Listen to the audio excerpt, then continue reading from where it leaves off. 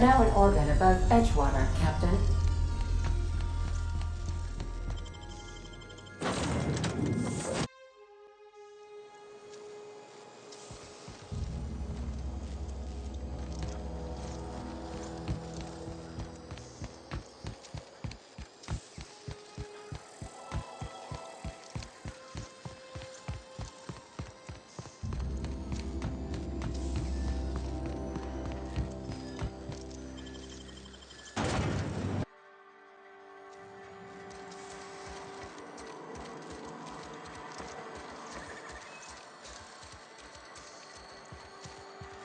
I've always felt weird in here.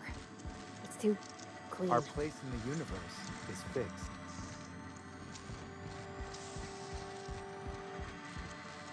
Few outsiders visit Edgewater. Your appearance so soon after the town's power is restored seems too great a coincidence.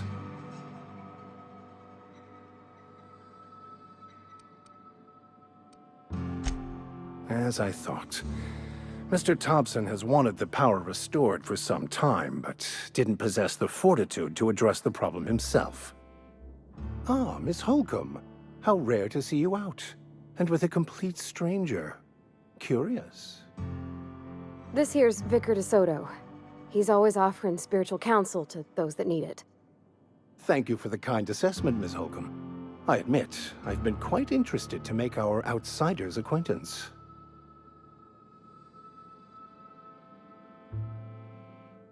They who are not satisfied with their work are satisfied with nothing. No? How about, work fortifies the spirit. True exhaustion awaits idle hands.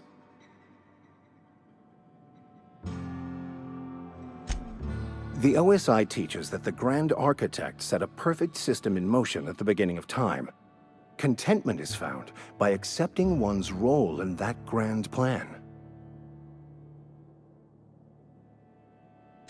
The Order of Scientific Inquiry, also known as scientism to the layperson.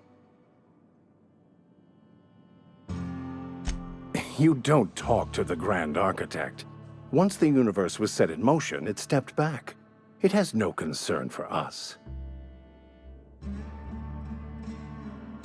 We will eventually decode the plan and all its intricacies.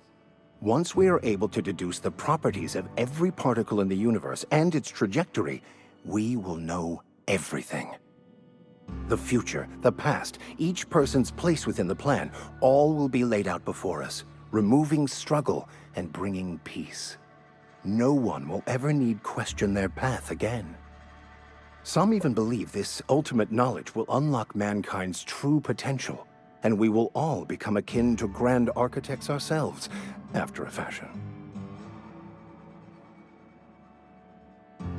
I would love to discuss the finer points of my religion with you. Oh, wait. No, I wouldn't. Seriously, though, to truly understand the metaphysics involved takes years of study and contemplation.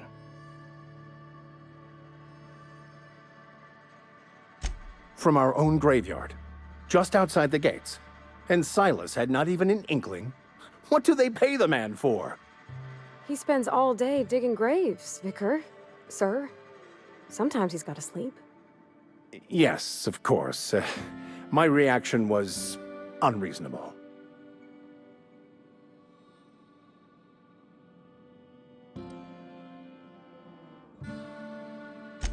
Flowers grow well enough, and creeping ivies, and the fuzzies that grow on rocks, but we don't eat none of that. It is my understanding that none of the local life, plant or animal, is edible. Earth crops are grown in farms, not isolated cannery towns. Once the spark of life is fled, the mortal form is but unanimated matter, comprised of the same elements as the rest of the universe. We inter for the comfort of the living, not the benefit of the dead. While distasteful, I would judge Ms. McDevitt's actions beneficial to the greater good.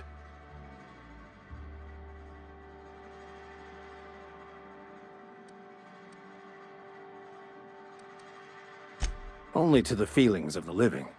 The dead are no more concerned with their corpses than a snake is with the skin it shed. The greater good is to tend to the needs of the living, not the dead. I've never seen you before, and there's been no paperwork indicating a transfer. Half the time it's wrong, but a new worker without paperwork? Unheard of. Also, you lack the distinctive worker gaze. Usually either a deadening behind the eyes, or in some rare cases, a wild-eyed frenzy, like a trapped animal. Pretty universal here, except for Miss Holcomb, who for some reason doesn't seem to have much to say to me. Isn't that right? It's just... there's more to it all than numbers. Sorry.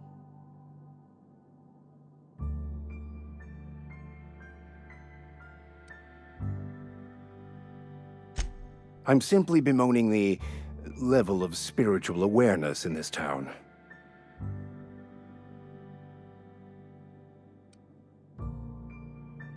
Yes.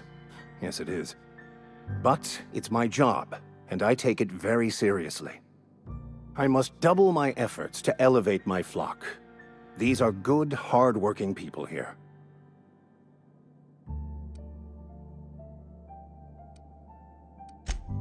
Just a moment.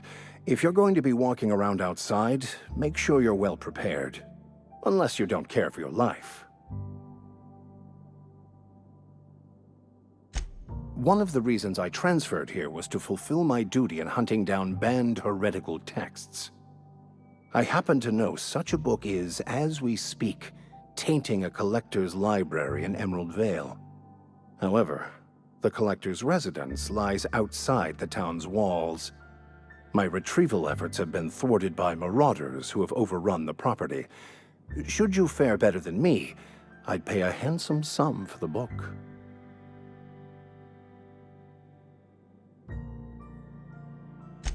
So you'll consider it? I do appreciate you hearing me out, and, your discretion. It's a handwritten journal, a faded blue cover with the name M. Bakonu handwritten in the lower corner. I'll mark where I saw it on your map. Assuming you're serious? Thank you. If you retrieve it, you can always find me here.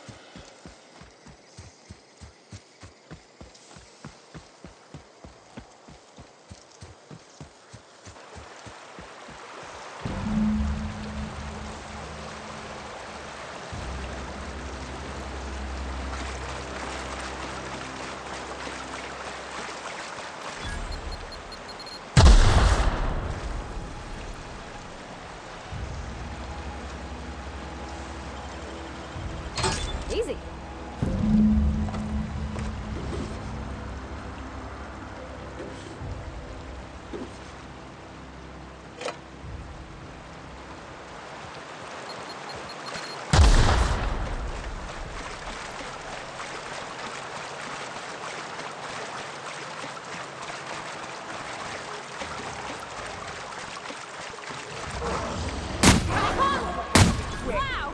Great Nice work! one.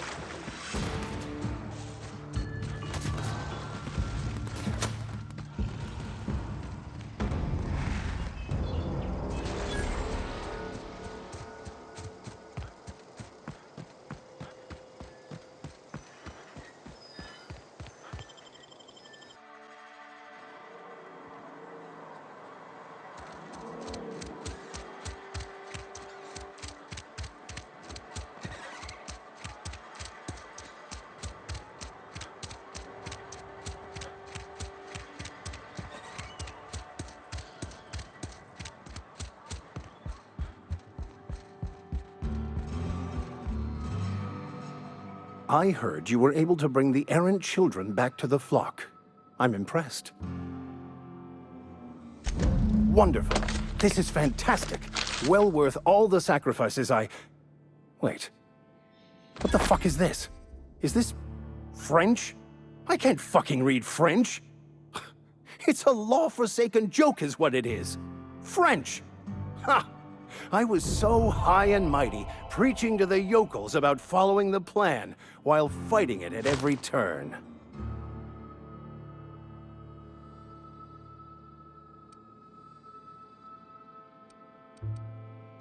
I've spent my life searching for the keys to unlocking the secrets of the universal equation that underlies the plan. I had hoped this book held some of those answers. I became so desperate, I even got myself assigned to this plague-ridden backwater to find the damn thing. All the time and suffering I've spent. Wasted. Please. As if my life should have no greater meaning than proselytizing to a bunch of feeble-minded wretches. Nothing could be more excruciating than discussing the true nature of reality with people who have no interest beyond their next Aetherwave program. But that's neither here nor there. What I need to do now is to find a translator, obviously. But to do that, I'll first need to secure transport. You have a ship. Perhaps I could make myself of use to your crew.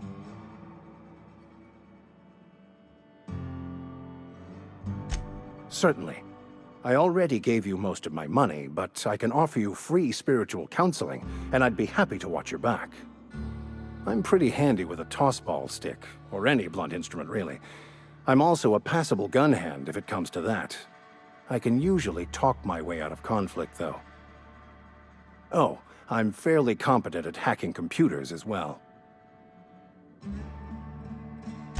Fantastic. I promise you won't regret this. Edgewater's gonna miss you. Folk here always had good things to say about their vicar. Thank you, Ms. Holcomb. I'll be glad for the change of scenery, and to leave this place behind.